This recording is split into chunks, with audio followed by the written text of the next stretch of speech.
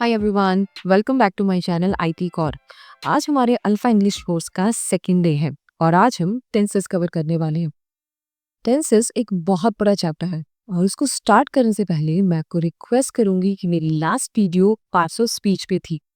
आप एक बारी पार्ट्स ऑफ स्पीच की वीडियो को जाकर गो थ्रू कर लीजिए, क्योंकि टेंसेस में जो सेंटेंसेस फॉर्म्स होते हैं उसमें वर्ब्स यूज किए गए हैं, एडजेक्टिव यूज किया गया है या इंटरजेक्शन यूज किया गया है, इसका आपको थोड़ा बहुत आइडिया हो जाएगा। सो आई रिक्वेस्ट यू कि टेंसेस स्टार्ट करने से पहले एक बारी पार्ट्स ऑफ स्पीच को गो थ्रू कर लीजिए, क्योंकि आज हमारा टेंसेस का चैप्टर है। So let's start with it. Tenses start करने से पहले मैं आपको वर्ब्स के बारे में कुछ बताना चाहती हूँ, क्योंकि वर्ब्स का बहुत ही इंपॉर्टेंट रोल है टेंसेस के सेंटेंस फॉर्म करने में। पार्ट्स ऑफ स्पीच में मैं ऑलरेडी बता चुकी हूँ कि वर्ब्स का क्या मतलब होता है। क्रिया, जो भी कार्य हम करते हैं जैसे कि उठना, बैठना, हंसना, रोना, चलना फिरना, ये सब क्रिया होती है। लेकिन जब हम टेंस में वर्क करेंगे तब आपको वर्ब की फर्स्ट फॉर्म, वर्ब की सेकंड फॉर्म और वर्ब की थर्ड फॉर्म यूज करनी होगी।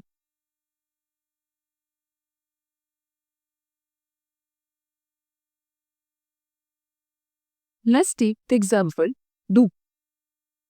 डू का मतलब होता है कोई भी कार्य करना। इसकी सेकंड फॉर्म है डिड, यानी कि जो भी काम हमने पास्ट में किया, ऑलरेडी कर दिया है। और थर्ड फॉर्म होती है डन।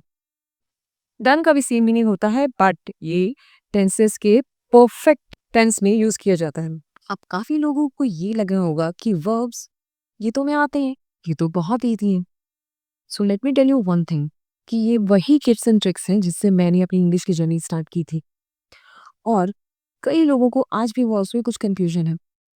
सो जिन लोगों को आज भी वर्ब्स को लेकर कोई भी कंफ्यूजन है, so please write down in the comment.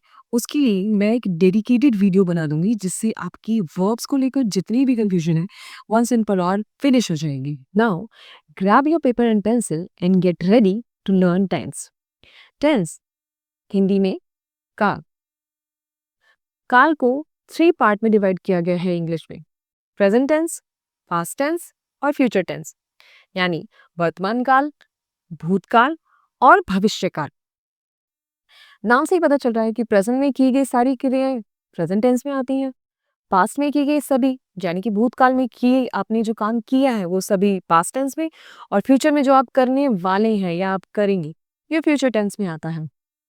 इन सभी टेंसेस को बाद में 4 सब पार्ट में डिवाइड किया गया है। फ्यूचर टेंस को simple tense, continuous tense, perfect tense और परफेक्ट कंटिन्यूअस टेंस। वैसे ही पास्ट टेंस को simple past tense, past continuous tense, past perfect tense और पास्ट परफेक्ट कंटिन्यूअस टेंस में। सेम वैसे ही फ्यूचर टेंस को भी 4 सब पार्ट में डिवाइड किया गया है: simple future tense, future continuous tense, future perfect tense और फ्यूचर परफेक्ट कंटिन्यूअस टेंस। यहाँ जो टी है वो टेंस को डिनोट करता है।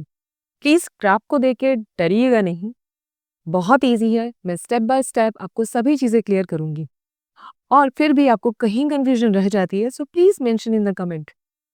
नेक्स्ट चैप्टर में मैं सिंपल टेंस यानी कि प्रेजेंट टेंस को कवर करूंगी, and I don't think so कि इसके बाद आपको कोई कंफ्यूजन रहेगी सिंपल टेंस यानी प्रेजेंट टेंस को समझने के लिए। So get ready for our next class. Don't forget to like and subscribe अगर आपको अब तक जितना मैंने पढ़ाया वो समझ में आ गया और सही लगा। Till the time, keep studying, keep revising, keep communicating, and we will meet you in our next video. Bye bye.